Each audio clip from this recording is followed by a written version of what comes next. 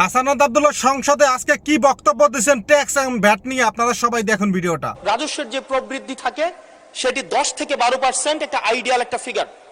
সেই জায়গা থেকে মাননীয় অর্থমন্ত্রীর কাছে আমার প্রশ্ন, সারা দেশে বা বিগত রাজস্ব কালেকশনের যদি আমরা হিস্ট্রিটা দেখি 10 থেকে 12%-এর জায়গায় সরকারের কাছে এমন কি মেকানিজম রয়েছে যে মেকানিজমের মধ্য দিয়ে প্রায় আমরা 75% আমরা রাজস্ব নতুন করে আমরা সংগ্রহ করতে পারবো মাননীয় স্পিকার। সেই জায়গা থেকে আমরা বলছি যে এই যে রাজস্বের যে মাত্রাটি নির্ধারণ করা হয়েছে এবং এনবিআর এর যে সক্ষমতা রয়েছে সেটি বিবেচনায় এই বাজেটটির লক্ষ্যমাত্রা রাজস্বের ক্ষেত্রে কতটা অর্জিত হবে সেটি আসলে আমরা সন্দেহ প্রকাশ করছি। দ্বিতীয়ত, কিছুক্ষণ আগে একজন বলে গেলেন, একজন মাননীয় সংসদ সদস্য, যে আমাদের দেশের ইনভেস্টমেন্ট ফ্রেন্ডলি একটা এনভায়রনমেন্ট ক্রিয়েট করা হয়েছে। মাননীয় স্পিকার, 100 টাকার যদি আমি বাংলাদেশে ব্যবসা করি আমাকে কর্পোরেট ট্যাক্স দিতে হয় 27.5%।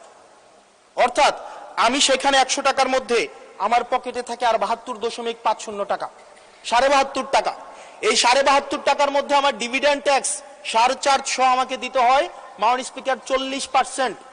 অর্থাৎ আমার পকেটে তখন থাকে 43.5 টাকা। এই 43.5 টাকা আমি 100 টাকা ইনকাম করি, আমার সর্বসাকুল্যে আমার ট্যাক্স চলে যায় 56.5%। আমরা যদি মালদ্বীপের দিকে তাকাই, আমরা যদি সিঙ্গাপুরের দিকে তাকাই, মালয়েশিয়ার দিকে তাকাই, সেখানে এই কর্পোরেট ট্যাক্স হচ্ছে 0%। আমরা যদি শ্রীলঙ্কার দিকে তাকাই 15%, নেপালের দিকে যদি তাকাই তাহলে সেটা 5%।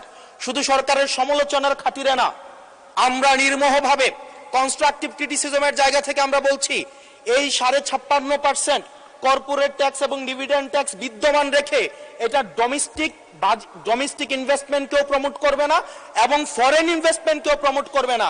যে বিজনেসম্যান আমার সিঙ্গাপুরে বিজনেস করতে পারবে 0% ট্যাক্স দিয়ে, সেই বিজনেসম্যান 56.5% ট্যাক্স দিয়ে সেই বাংলাদেশে বিজনেস করতে আসবে না মাননীয় স্পিকার। আমরা সেই জায়গা থেকে প্রত্যাশা করেছিলাম যে এই বাজেট একটা ইনভেস্টমেন্ট ফ্রেন্ডলি একটা বাজেট হবে এবং কর্পোরেট ট্যাক্সের একটা সহনশীল মাত্রায় কর্পোরেট ট্যাক্সকে রিডিউস করা হবে। হতাশ হয়েছে মাননীয় স্পিকার।